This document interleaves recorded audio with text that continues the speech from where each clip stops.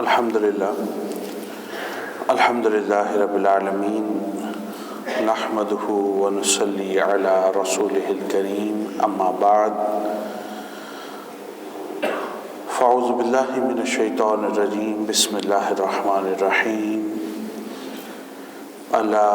ان اولیاء اللہ لا خوف علیہم ولا هم یحزنون آمنت باللہ صدق اللہ العلی العظیم و صدق رسولہ النبی الامین الکریم اما بعد۔ اللہ رب العزت کی دی ہوئی خصوصی توفیق کی بدولت ہم اور آپ ایک مرتبہ پھر جمعۃ المبارک کی ان مبارک ساعتوں میں اللہ کا ذکر کرنے کے لیے، اس کی یاد کرنے کے لیے، اس کے دین کی باتیں سیکھنے کے لیے، دین کی باتیں سکھانے کے لیے اکٹھے ہوئے ہیں۔ اللہ رب العزت کی بارگاہ عالیہ میں دعا گو ہوں کہ اللہ رب العزت ہم تمام کا یہاں آنا، بیٹھنا، کلام کرنا اور کلام سننا اپنی بارگاہ میں قبول و مقبول فرمائے۔ جس طرح کہ آپ احباب کے یہ علم میں ہے کہ 11ویں شریف اس کا مہینہ چل رہا ہے، جس کی نسبت حضور پیر طریقت، رہبر شریعت، صوفی باصفا، قدوۃ الصالحین، شہنشاہ ولایت، امام الاولیاء، سلطان الاصفیاء و امام الاتقیاء حضور سیدنا عبد القادر جیلانی محبوب سبحانی قطب حمدانی رحمۃ اللہ تعالی علیہ و رضی اللہ عنہ آپ کی ذات مبارکہ سے منسوب ہے، اور یقیناً آپ کی شخصیت تاریخ دنیا کے اندر، میں تاریخ اسلام کی بات نہیں کر رہا اور نہ ہی کسی مخصوص زمانے کی طرف اشارہ کر رہا ہوں، بلکہ آپ کی شخصیت تاریخ دنیا میں حضرت آدم علیہ السلام سے لے کر آج تک جتنے اولیاء کرام اس دنیا میں تشریف فرما ہوئے ہیں اور جمیع انبیاء کرام سے متعلقہ جتنے اشخاص ان کے مذاہب کے ماننے والے، ان میں جو مشائخ اور اولیاء تشریف فرما ہوئے ہیں، ان تمام کے اندر سب سے زیادہ منفرد، سب سے زیادہ صاحب کرامت اور سب سے زیادہ خوارق العادات شخصیت جس کو گردانا جاتا ہے وہ شیخ عبد القادر جیلانی علیہ الرحمہ کی ذات گرامی ہے۔ اور یہ بات ہم اپنی جناب سے نہیں کہہ رہے، بلکہ امام ابن تیمیہ جو مزاج کے حساب سے اہل علم حضرات جانتے ہیں نہایت ہی سخت تھے، اور اصول و قواعد کے اعتبار سے اور شرعی احکامات کے حوالے سے نہایت ہی سخت موقف ہمیشہ اختیار کیے رکھتے تھے۔ یہ آپ کے الفاظ ہیں کہ غوث اعظم رضی اللہ تعالیٰ عنہ کی کرامات حد تواتر تک پہنچی ہوئی ہیں، یعنی اگر کوئی شخص، حد تواتر کا مطلب یہ ہوتا ہے کہ ایک بات اگر اس وقت گھڑی کے اندر 1 چند لمحات ہو رہے ہیں، 3 منٹ، 5 منٹ، 7 منٹ،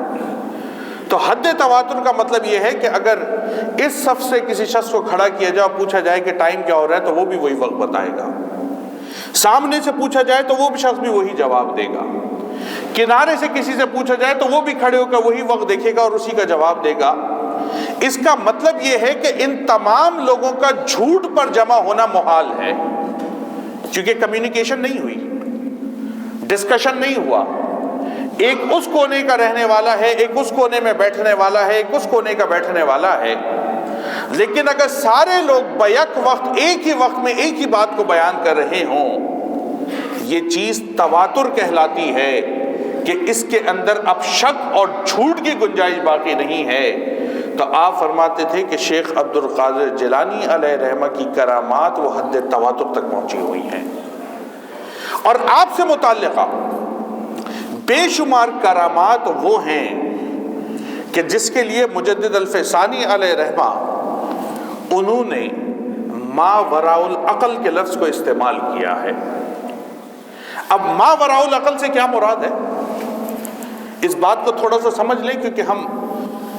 مختصر وقت میں غوث اعظم کی کرامات کی طرف کم جائیں گے۔ ہم انٹلیکچوئل ڈسکورس کے اندر کوشش کریں گے کہ اس مسئلے کو سمجھ جائیں، تاکہ محفلیں جہاں بھی منعقد ہوں تو ان باتوں کو سمجھنا میرے اور آپ کے لیے آسان ہو جائے۔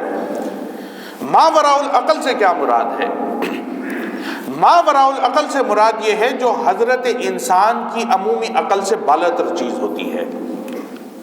لیکن کسی چیز کا ما وراء العقل ہونا خلاف عقل ہونے کی دلیل نہیں ہوتا۔ اس فرق کو اپنے ذہن میں بٹھائیں اور توجہ سے میری بات کو سمجھیں۔ اگر کہا جائے کہ یہ بات ہماری عقل سے بالاتر ہے، تو کسی بات کا عقل سے بالاتر ہونا یہ اس بات کی دلیل نہیں ہوتا کہ یہ بات عقل کے خلاف بھی ہے۔ بالکل اس طرح سے اس بات کو سمجھ جائیں کہ ایک وہ بچہ جو نابالغ ہوتا ہے اور اسکول جانے میں وہ پرائمری کا اسٹوڈنٹ ہوتا ہے، اگر کوئی شخص اس کو کیمیکل بانڈنگ سمجھانا شروع کر دے، اگر کوئی شخص اس کو میٹالوجیکل انجینئرنگ کے تحت نیوکلیئر پاور پلانٹ کا سسٹم سمجھانا شروع کر دے، تو کوئی یہ تو کہہ سکتا ہے کہ یہ بات اس بچے کی عقل سے بالاتر ہے، لیکن آج کی اس جدید دنیا میں کوئی یہ نہیں کہہ سکتا کہ یہ بات عقل کے خلاف ہے۔ وہ چیز اپنا وجود بھی رکھتی ہے، اپنی حقیقت بھی رکھتی ہے، اور دنیا کے اندر وہ اشخاص جو اس فن کے ماہر ہیں وہ اس کو جانتے بھی ہیں، سمجھتے بھی ہیں، پہچانتے بھی ہیں۔ بالکل اسی طرح شیخ عبد القادر جیلانی علیہ رحمہ سے منسوب وہ کرامات جو حد تواتر تک پہنچی ہوئی ہیں، ان میں سے بے شمار کرامات وہ ہیں جو یقیناً ما وراء العقل ہیں لیکن خلاف عقل نہیں ہیں۔ ان کو وہ اشخاص، وہ اولیاء کاملین اور وہ مشائخ اعظام جن کو اللہ رب العزت نے اس کے قرب و جوار کے ولایت کے رتبے عطا فرمائے، وہ ان کو جانتے بھی تھے، پہچانتے بھی تھے، سمجھتے بھی تھے اور لوگوں میں بیان بھی کیا کرتے تھے۔ اسی لیے آپ کے شیوخ کے اندر ایک بزرگ جن کا نام حضرت حماد بن مسلم الدباس تھا رضی اللہ تعالیٰ عنہ، آپ کے بارے میں آتا ہے یہ آپ کے استاد تھے، اور حضور شیخ عبد القادر جیلانی علیہ رحمہ اپنی جو جوانی کی عمر تھی اس میں سلوک کی منازلیں طے کرنے کے لیے جب آپ علم دین کے لیے بغداد پہنچے تو ساتھ میں سلوک کی منازلیں جب طے کر رہے تھے تو حضرت شیخ حماد بن مسلم دباس کی خدمت میں جایا کرتے تھے۔ تو ایک مرتبہ آپ کا گزر دریا پر سے ہو رہا تھا، سردیوں کے ایام تھے، جمعے کا دن تھا، نماز کے لیے سارے اشخاص جا رہے تھے کہ چلتے چلتے حضرت شیخ حماد بن مسلم دباس نے آپ کو دھکا مار کے دریا میں پھینک دیا۔ آپ دریا میں گرے، شدید سردی کے دن تھے، ٹھنڈا پانی ہو رہا تھا، اس دریا کی اندر موجود ٹھنڈک اور پانی کو آپ نے جب اپنے جسم پر محسوس کیا تو آپ، جمعے کا دن تھا، جمعے کے غسل کی نیت دوبارہ سے فرما لی کہ میں تازہ غسل کر رہا ہوں، اور باہر نکل کے جب آئے تو واپس حضرت شیخ کے ساتھ نہایت ادب سے چلنا شروع ہو گئے۔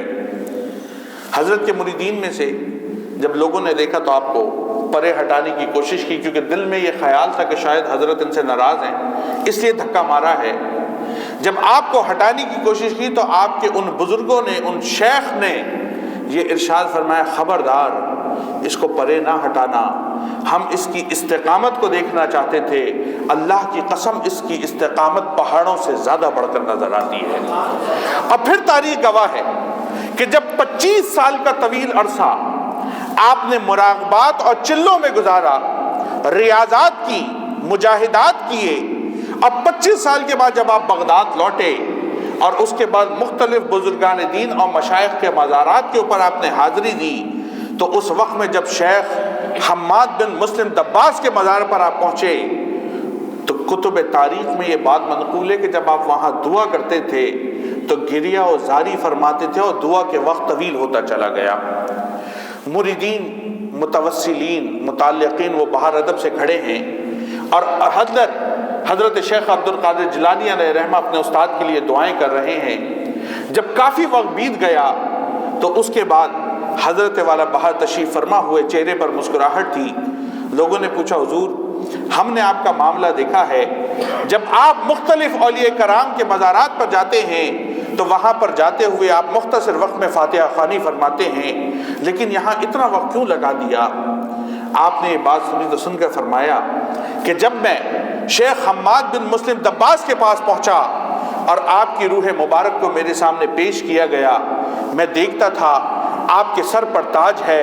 جسم پر شاہانہ لباس ہے، اللہ نے آپ کی جمی عبادات کو قبول فرما لیا تھا، لیکن جب میں نے آپ کے ہاتھ کی طرف دیکھا تو مجھے وہ ہاتھ سوکھا ہوا نظر آیا.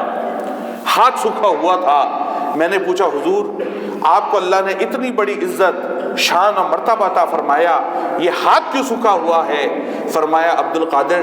تجھے یاد ہے کہ میں اور تم اس دریا پر سے گزر رہے تھے، جمعے کا دن تھا، تمہاری آزمائش کے خاطر میں نے تم کو دھکا مار کر پانی میں پھینکا تھا.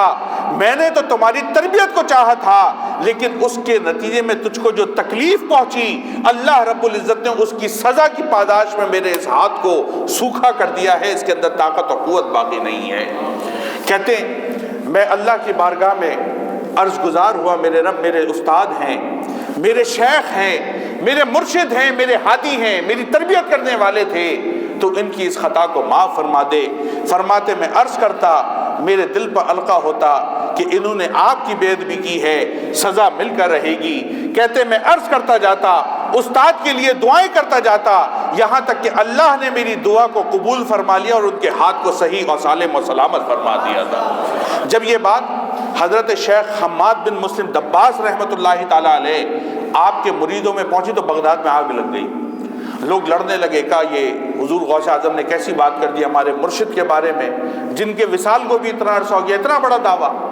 جب لوگ آپ کی خانقاہ پر پہنچے جو مدرسہ قادریہ بنایا ہوا تھا، جب وہاں پر پہنچے اور یہ سارا معاملہ کہا حضرت آپ نے فرمایا؟ کہا جی میں نے فرمایا ہے.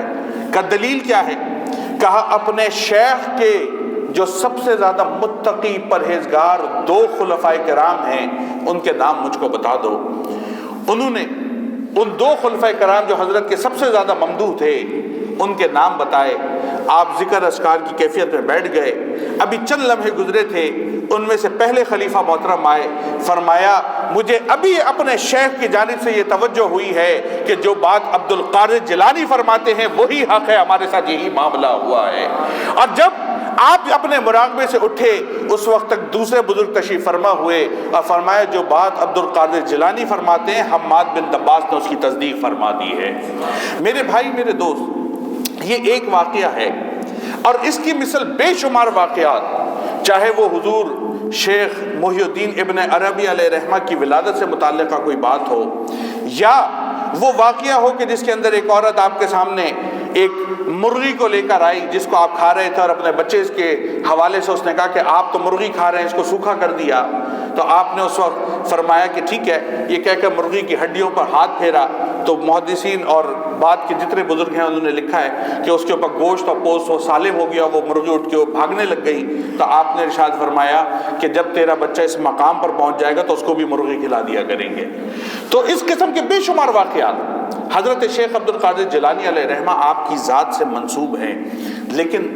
جس بات کو سمجھنے کی ضرورت ہے وہ بات یہ ہے کہ اللہ نے یہ مقام یقیناً بحیثیت ایک مادر ذات بزرگ کے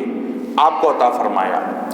اور آپ ان چنیدہ بزرگان دین میں سے آتے ہیں کہ جن کے بارے میں یہ لفظ مادر ذات بزرگ استعمال کیا جاتا ہے کہ آپ وقت ولادت سے پہلے اللہ کی جناب سے منتخب تھے ولایت کے درجے کے لیے. اور آپ کی ولایت کسبی نہیں تھی، وہبی تھی. لیکن اس کے باوجود جب حضرت شیخ عبد القادر جیلانی علیہ رحمہ کی پوری زندگی کا آپ محاسبہ کر کے دیکھیں، سن 470 ہجری سے لے کر 561 سن ہجری تک جو آپ کی 91 سال کی عمر ہم کو نظر آتی ہے، آپ اس کا مشاہدہ کر کے دیکھیں، مطالعہ کر کے دیکھیں، تو میرے اور آپ کے اوپر یہ بات واضح ہوتی ہے کہ جتنا شریعت کا پابند اس زمانے میں اللہ نے آپ کو بنایا ہوا تھا، آپ سے زیادہ شریعت کی پابندی کسی اور بزرگ اور شخص کے اندر لوگوں کو نظر نہیں آتی تھی۔ حسن خلق کا پیکر تھے، علوم ظاہرہ علوم باطنہ دونوں کے امام تھے، دور حاضر کے جاہل پیروں کی طرح نہیں کہ جو شریعت کی الف بے سے ناواقف ہوتے ہیں اور لوگوں میں روحانیت اور تصوف کی باتیں کرتے ہیں، بلکہ ان اولیاء علماء کی مثل جو اپنے وقت کے اتقیاء اور امام الاولیاء اور امام الائمہ اور ائمہ کے درجے کے اوپر فائز لوگ تھے،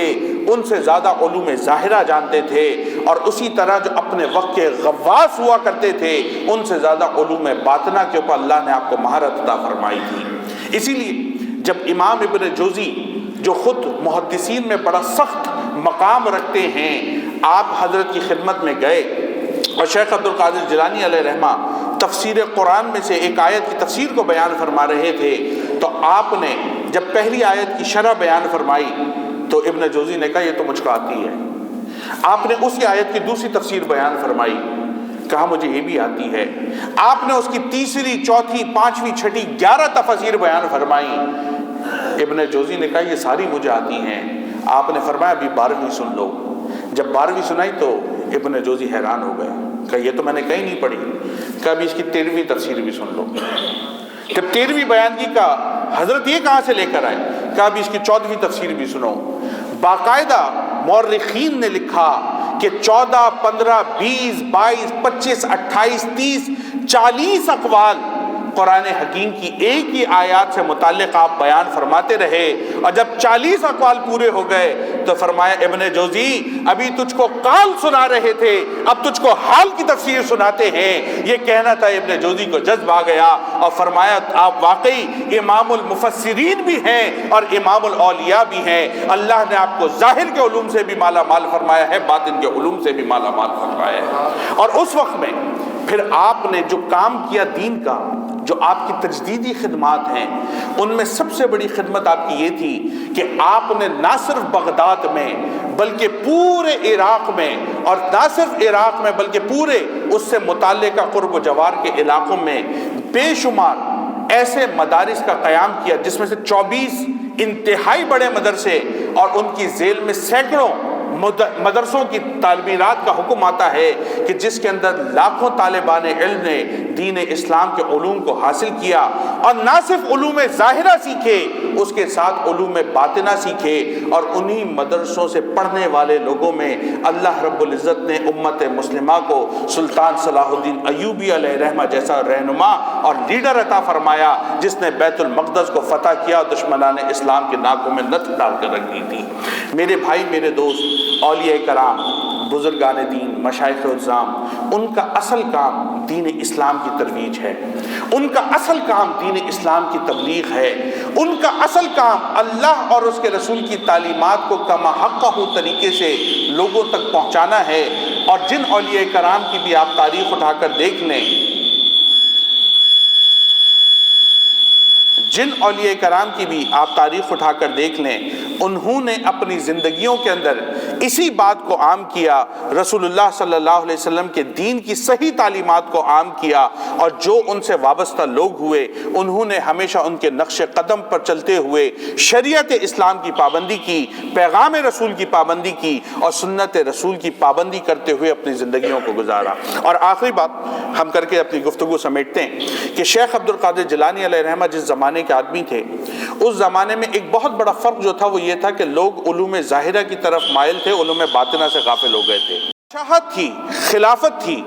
آپ کی زندگی میں 5 خلفائے کرام آپ کے سامنے یک کے بعد دیگرے تبدیل ہوئے، تو آپ اس بات کو سمجھ گئے تھے کہ جو ہمارے حکمران ہیں ان کو بھی روحانی تربیت کی بے انتہا ضرورت ہے۔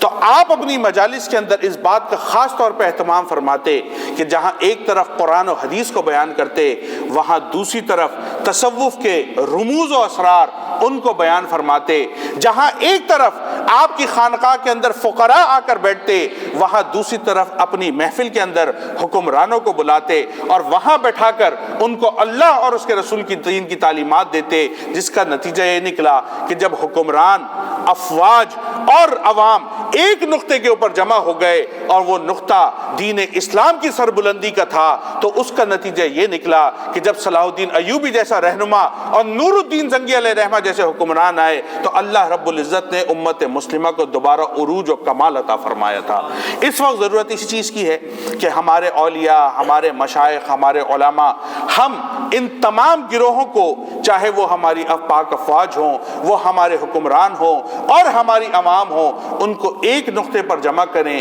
اور وہ نقطہ اللہ کے دین کا نقطہ ہے، وہ قرآن ہے، وہ صاحب قرآن ہے۔ اس کے اوپر اگر میں اور آپ جمع ہو گئے اور میں اور آپ متفق ہو گئے، انشاءاللہ تبارک و تعالی اللہ رب العزت امت مسلمہ کو دوبارہ عروج بھی عطا فرما دے گا اور دوبارہ کمال بھی عطا فرما دے گا۔ اللہ رب العزت ہم تمام کو ان مشائخ کی زندگی سے نصیحت حاصل کرنے کی توفیق مرحمت فرمائے اور ان کے نقش قدم پر چلتے ہوئے اپنی آخرت اور دنیا کو سنوارنے کی توفیق مرحمت فرمائے۔ وآخر دعوانا ان الحمد للہ رب العالمین۔